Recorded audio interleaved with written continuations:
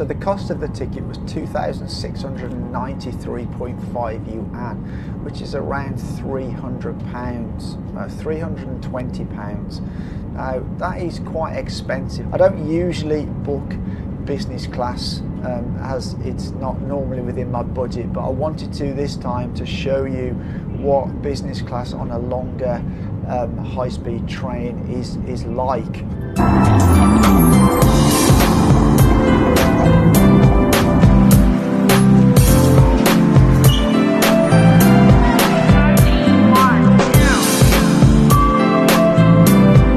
So guys, morning, I'm at Hongqiao station and we are taking this Fuxing, I think it is, train to Shenzhen, and I've bought a business class ticket so you can see exactly what it's like on one of these high-speed trains. So we're just going to have a look at the front. That is just a beautiful looking train. Look at that. That is absolutely lovely. Wow, look at them all. And they have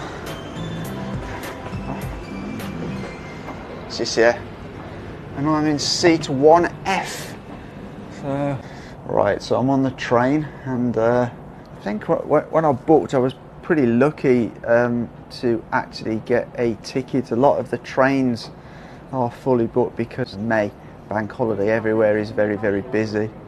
So I have a pair of slippers here which I'm going to put on, a little bit more comfortable. So we've just set off on our journey from Shanghai to Shenzhen, and this is one of the G trains. Now G trains are generally the Fuxing trains, and they're the fastest trains on China's high-speed network.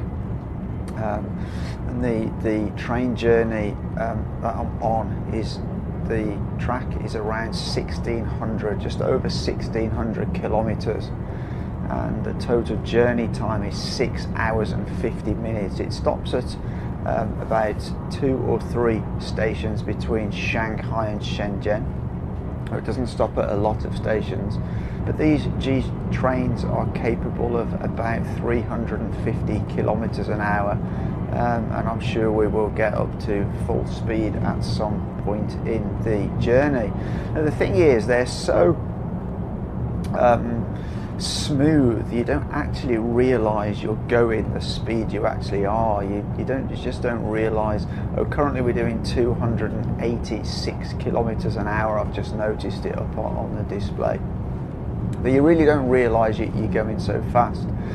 Now I also did a video a couple of weeks ago about the high-speed sleeper train, which was a D-class train. Now if you want to watch that video you can click on it here, but in the comments I had a lot of people ask about how I buy my tickets. Now I use the app called trip.com, and basically you can buy the tickets on there, and then you get what's called an e-ticket. So you don't actually have to then go and pick up the tickets. As long as you have your passport, you can arrive at the train station, you can check in, and you can board the train all with your passport. You don't actually need to collect the tickets. As I got on the train, we had a bottle of water which was provided.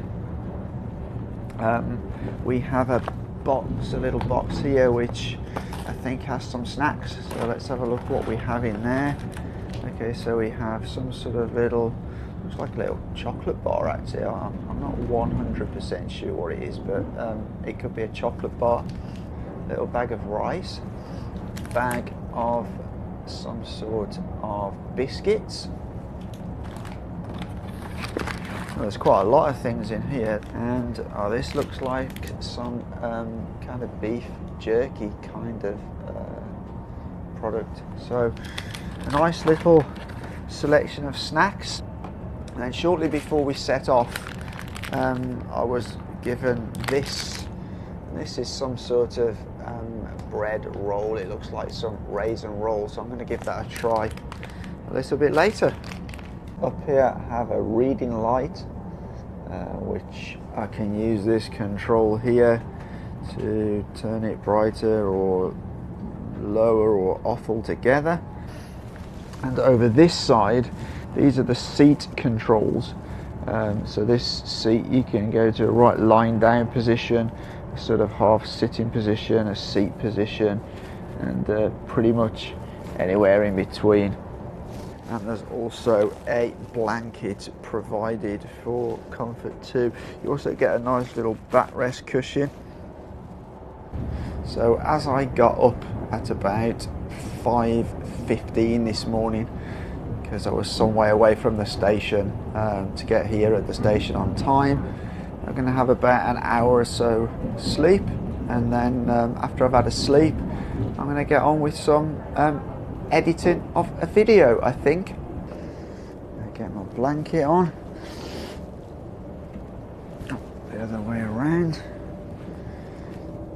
like that, and there we go. We can get some shut eye. It's pretty much a completely flat bed that you get in here, so it's actually very, very comfortable indeed. I'm going to put my seat back up and get my laptop out and get some work done. I'm able to plug this in. I've got an electricity socket here, so I've plugged this in. Currently charging my phone, and I can also power my laptop from there if I need to. So this is just sort of a little sort of container to store stuff. I'm not going to put anything in there, because knowing me, I'll actually forget to take it out when I leave the train, so I'll end up losing something. This side we have a table which comes out like that and unfolds like so. So I'm going to go and get my laptop and see if we can get some work done. This is quite interesting. Apparently the train's going to be going in a different direction, so they've made us turn our seats around, which is something that I've never experienced before. The young train lady insisted that I do so that's what I've done. Ideal little table here. I've got my laptop, which is quite big, 16-inch, and there's still a little bit of room here for a mouse and also for a cup or a bottle, whatever I want, so it's pretty good. So the cost of the ticket was 2,693.5 yuan, which is around £300, £320. Now that is quite expensive, but if you do compare it to a business class ticket on a plane, it's very comparable, if not cheaper. The cheapest flight today on business class from Shanghai to Shenzhen was over 3,000 RMB, and many of them are 5,000 and 6,000 RMB. Now it is a holiday time, so flights and trains are booked, but it does give you some level of comparison. I don't usually book business class as it's not normally within my budget, but I wanted to this time to show you what business class on a longer high-speed train is like, and it is very, very comfortable. If you take the overall time, it's actually 6 hours 50 minutes, and it's not that much different to flying, although the flight time is only 2.5 hours.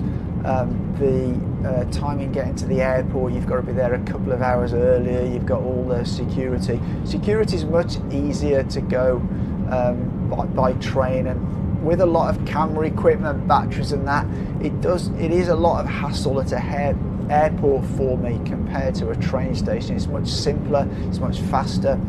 You literally don't have to turn up at the train station until about half an hour before your train, maybe a little bit sooner, but you know, it's way different to airports. So actually the overall travel time is not that much different to flying, and actually the train station is much closer to my home in Shenzhen than the airport is, so again that's another bonus when I get there.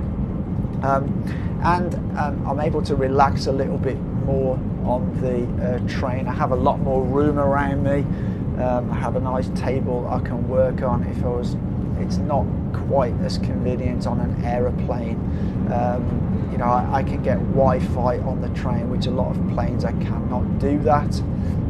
So yeah, I actually prefer the train, and it's very, very nice on this occasion to be able to travel in a business class compartment. To be honest, I was expecting something a little bit better in business class than a ready meal. I guess that's something I think they could possibly improve on, is the quality of the food. Some of the airline food. I just recently flew with Junyo Airlines, and I must say I found the food really quite good on Junyo Airline. So this is the first class in here. So this is the area where the train attendants sit, and this is the toilet. Another wash area here, and this is a place where you can get hot water. Need to find out whether they've got any coffee. Okay, so something that surprised me, I've been on here 5.5 hours and nobody's offered me a hot drink, a tea or a coffee. So I've just been to inquire and I was told, yes, we do have coffee. However, you have to buy the coffee, which I do find somewhat surprising, considering that you pay 2,700 RMB for a ticket and you don't get coffee included in that. That somewhat surprised me, because obviously if you're on an airline you would have coffee included in that price. So I had my coffee. The choices were Americano, cappuccino or latte. So I've gone for a latte. It is Starbucks coffee, which is pretty good, better than sort of instant like Nescafe or something like that. So I have been on these business class trains in China before, not often, but this is something we just don't have in the UK. Generally in the UK we have first class, we have second class, and interestingly, if you look at the airline industry, first class is usually a higher level than business class, but in China on the trains, first class is a lower level than business class. Business class is the top level, and then you have first class, and then you have regular economy class. And actually on some of the older trains you can also buy a stand-in ticket, so it's actually like 4 classes of ticket in total. Right, so we have arrived in Shenzhen. Okay, so it's fairly warm and sunny in Shenzhen. I hope you did like that video, and that is giving you a bit of an insight into what it's like business class on one of the high-speed Fuxing trains from Shanghai to Shenzhen. If you did like the video, consider hitting the thumbs up.